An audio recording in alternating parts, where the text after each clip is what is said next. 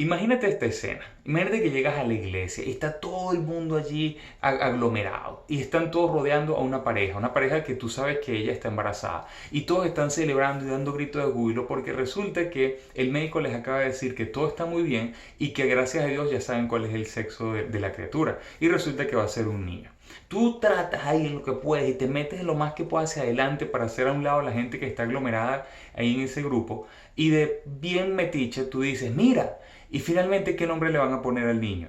Que ya que tanta celebración deben saber qué nombre le van a poner. Y que la pareja te diga, bueno, después de tanto analizar hemos decidido ponerle un nombre bíblico. Tenemos tres opciones. Y todo el mundo esperando, ¿sabes? Esperando cuál va a ser ese nombre que quizá le van a poner Ezequiel, porque va a ser un profeta, quizá le van a poner Daniel, o quizá le van a poner David, porque va a lograr grandes cosas para el Señor, y tú te emocionas y todos están ahí esperando. Y digan, pues, cuáles son las opciones.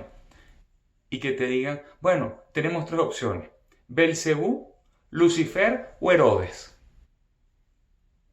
¿Tú te imaginas la cara de la gente? Ellos súper contentos porque ellos le están poniendo nombres bíblicos a su hijo. ¿Son nombres bíblicos o no? ¿Qué quiero decir con esto? Que no todo lo que es bíblico es necesariamente bueno, o no todo lo que parece bíblico es necesariamente bueno.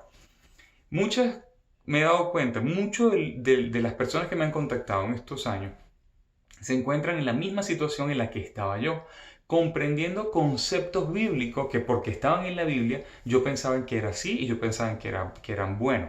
Resulta que comprender mal la palabra, comprender mal los principios bíblicos, nos ata más a una vida de miseria y al pecado que el mismo pecado, que el mismo Satanás en sí. Eh, yo pasé años creyendo mal la palabra. Yo pasé años creyendo que Dios estaba molesto conmigo, que si yo pecaba, Él me iba a castigar, que si yo pecaba, Espíritu Santo se iba a entristecer, que si yo pecaba es porque había una fuerza en mi carne que me llevaba a pecar y no hacía lo que quería, sino lo que no quería, como lo dice Pablo. Yo pensaba que este pecado que yo tenía sexual tan fuerte, era mi cruz, la cruz que me tocaba llevar todos los días. Como Jesús dijo, toma tu cruz y sígueme. Entonces yo tomaba mi cruz y lo seguía todos los días. Yo pensaba que todo eso era correcto. Yo pensaba que todos estos conceptos que estoy diciendo acá eran correctos. Yo pensaba que, entre otras cosas, que yo tenía un aguijón en la carne, como el aguijón de Pablo. Entonces ese aguijón en mi carne, en mi caso, lo que yo pensaba para mí, no sé para los demás, yo pensaba que era la homosexualidad indeseada. Yo decía, este es el aguijón que me tocó para que yo no me enaltezca por las revelaciones. ¿Pero cuáles revelaciones? Si yo no estoy teniendo ninguna revelación. Bueno, pero ese era el aguijón que yo sentía que tenía en mí. Entonces eso era lo que a mí me tocaba vivir y me tocaba luchar contra ese aguijón hasta que finalmente yo muriera. O sea, unas cosas que parecieran santas, que parecieran, ¿cómo se dice esto? Que parecieran honorables, que parecieran dignas del sacrificio de ser un cristiano. Pues la verdad es que todo eso es, no voy a decirlo, pero todo eso está mal interpretado. Y el creer todos esos conceptos de una manera mal interpretada te hace vivir una vida de miseria atado a cosas que el Señor ya venció y ya rompió para ti, pero como estás creyendo mal, estás viviendo mal. Cuando yo comprendí de qué se trataba el aguijón, casi que me caí para atrás. Cuando comprendí qué significa tomar la cruz y seguir a Jesús. Eso no tiene nada que ver con esa tontería de pensar que es un peregrinaje toda la vida como un tonto con una cruz en el hombro. Tomar la cruz y seguirlo es tomar la cruz y morirte con Él y resucitar con Él y vivir una nueva vida en Él, con su espíritu, con su mente, con su naturaleza en ti. Tomar la cruz no significa peregrinaje. La cruz en la época de Jesús significaba muerte. No significaba peregrinaje, no era un símbolo de una religión, era muerte, una muerte maldita de paso. Y Él nos está diciendo, toma tu cruz y sígueme. Es decir, ven y muérete conmigo y resucita conmigo y tendrás una nueva vida conmigo. ¿Por qué? Porque Él dice, el que quiera, toma tu cruz y sígueme, porque dice, el que quiera guardar su vida la perderá y el que la pierda por causa de mí la encontrará. Ahí de una vez te está enfocando en que no se trata de la cruz, sino de la nueva vida que tendrás en Él. Porque la cruz realmente fue solo un momento.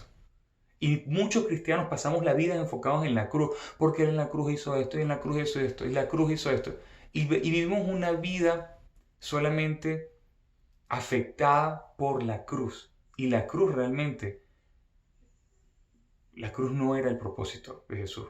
Jesús fue a la cruz para juzgar allí el pecado, para saldar allí la factura que correspondía a nosotros, pero luego resucitó y hoy día su estado es un estado de resurrección. Y Él vive una vida de resurrección. Él dice, yo soy la resurrección y la vida. Entonces, vivir con los ojos puestos en la cruz y no en la resurrección, que es su estado actual, es vivir un cristianismo desbalanceado. Cuando tú entiendes que la cruz, en el hecho de la cruz, todo fue saldado y tu vida pasada y tus pecados y todo, pecado futuro, presente, todo fue puesto sobre la cruz. Y hoy día eres una nueva criatura en Él, que resucitó con Él, si creíste, que tiene su mente, su espíritu, que comparte, que eres su templo, que comparte su naturaleza, la naturaleza del Padre, como lo dice 1 Juan 3:9. Entonces tu vida pasa a ser una vida de santidad por consecuencia de creer correctamente la verdad. Ya no vives con tus ojos puestos en el pecado, en el pecado, en el pecado, que solamente te va a llevar a sentirte más culpable, sino que vives con los ojos puestos en la gracia transformadora de la resurrección, entendiendo que el pecado fue saldado y que eres libre para vivir en libertad. Cuando yo comprendí que al Espíritu Santo no se le entristece por los pecados, sino por no creer lo que Él ya hizo en nosotros, que Dios nos hizo esa nueva criatura conforme a su justicia y santidad, como lo dice Efesios 4:24. El no creer eso nos hace vivir en pecado. Y el entristecer al Espíritu Santo no es por los pecados. Los pecados solamente demuestran incredulidad en nuestro corazón. A Él se le entristece por no creer a lo que Dios hizo por nosotros en Cristo Jesús. Esa es la manera de entristecerlo. Y el pecado es solamente una evidencia de que no estás creyendo. Entonces, cuando tú te enfocas en creer la verdad, la verdad se va a manifestar y tu vida va a ser una vida de santidad por consecuencia de creer la verdad. Y allí Espíritu Santo, el Padre y Jesús celebran. Porque lo que ellos más quieren de ti es que le creas. Nadie puede agradar a Dios. Sin fe, nadie puede agradar a Dios. Quiere decir que, como decía Pastor Porfirio, que ya va a tener un año celebrando con el Señor en el cielo. Él decía, por cierto, voy a dejar el video acá, que la iglesia le hizo un homenaje que no, yo no, como dije, no estoy llorando. Fue un recuerdo que se me metió en el ojo. Pero bueno, él decía, el versículo dice, sin fe es imposible agradar a Dios. Quiere decir que la forma de agradarle es creyéndole, es con fe, es creyéndole. Otro ejemplo, decían, la palabra dice en Efesios 6:16, pónganse el escudo de la fe con el cual podrán apagar todos los dardos encendidos del enemigo. Yo me decía en mi mente, yo tengo el escudo de la fe y yo creo en Dios, yo creo en Dios, yo creo en Dios, yo creo en Dios, yo creo en Dios, yo creo en Dios, yo creo en Dios. Y pum, yo seguía cayendo. Y yo seguía cayendo, y yo seguía cayendo, pero yo creo en Dios. Y sigo cayendo, pero Señor, yo creo en ti. Y seguía cayendo.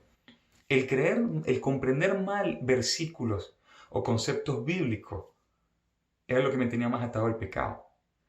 No se trata de creer en Dios, porque muchos creen en Dios y no por eso sus vidas son nada especial. Muchos creen en Dios y sus vidas son miserables. Cuando le crees a Dios, tu vida es transformada. Cuando tú le crees, no cuando crees en Él, porque hasta los demonios saben que Él existe y no por eso son salvos, ¿eh?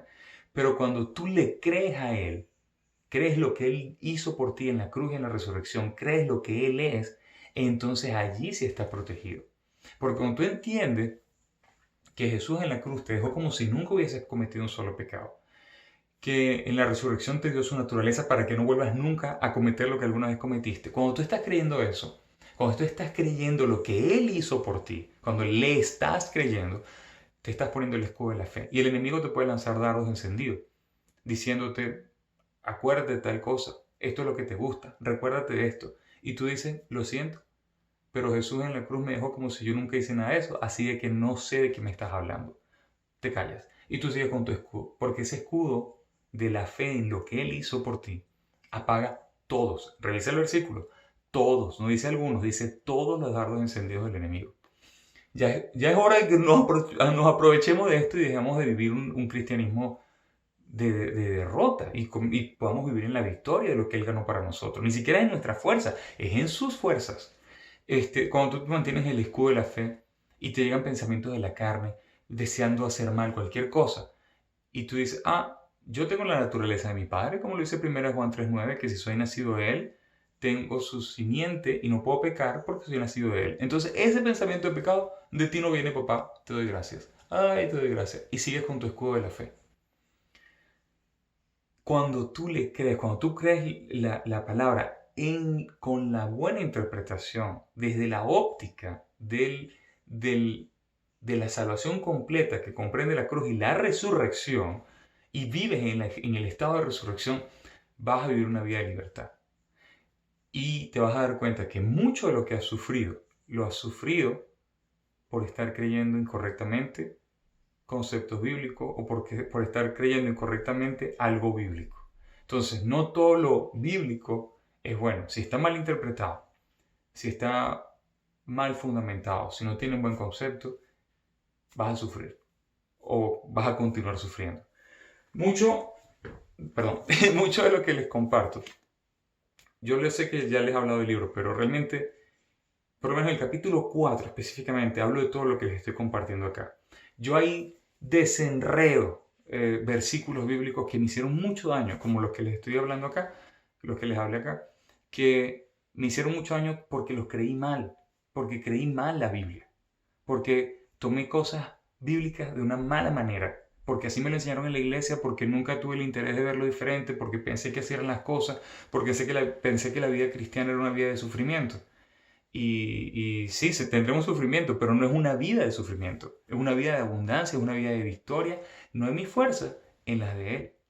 Entonces, cuando comprendí esto, mi vida fue transformada, porque lo he dicho, yo viví un milagro, sí, yo viví una transformación, pero la continuidad de ese milagro está en la renovación de la mente.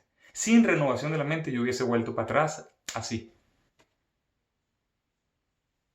El pueblo de Egipto, el pueblo de Israel, cuando Dios los sacó de Egipto, fueron muchos milagros. Y una vez estaban fuera de Egipto, querían volver, porque en sus mentes no habían cambiado la forma de pensar. Entonces, no importa cuántos milagros veían, si no era renovada su mente, iban a volver al mundo. Entonces, hay más libertad en la renovación de la mente que en un mismo milagro. Y el libro que les escribí con mucho cariño está enfocado en la renovación de la mente. No es un libro acerca de mí, es un libro para ti, para renovar tu mente y que puedas aprovechar y apropiarte de toda la libertad que Él ganó para ti. El libro lo pueden conseguir en Amazon, voy a dejar el enlace acá abajo. Si estás en Cuba, Venezuela, Argentina o si no tienes acceso a Amazon, te voy a dejar mi correo para que me escribas porque tengo otra manera de hacértelo llegar. Nos vemos la semana que viene. Que Dios les bendiga. Y no le vayan a poner esos nombres a sus hijos, imagínate tú. Chao.